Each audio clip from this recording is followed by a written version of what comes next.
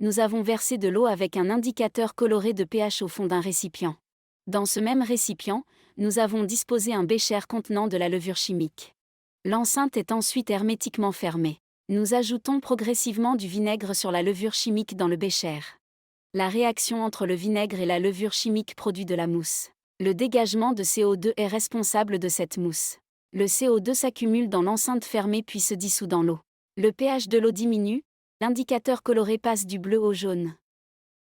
Cette acidification a-t-elle un impact sur la production des huîtres? Demandons à Enzo, ouvrier ostréicole. Difficile à dire, de nombreux paramètres physico-chimiques influencent la production ostréicole. La température de l'eau, la salinité.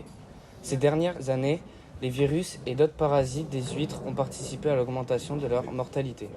Des études ont montré que la protéine HSP70 intervient dans de nombreux phénomènes de stress environnemental. Cette protéine intervient-elle dans le stress lié à l'acidification des océans? Tout d'abord vérifions que ce gène est présent dans le génome de l'huître cultivée dans le bassin d'Arcachon.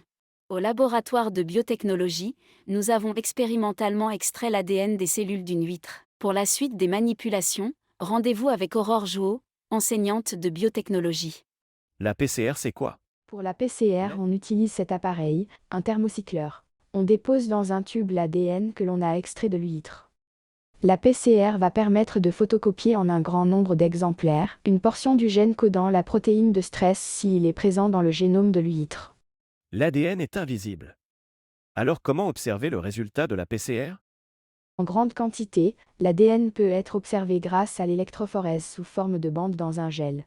Après la PCR, l'échantillon d'ADN est déposé dans un gel placé dans une cuve remplie de tampons.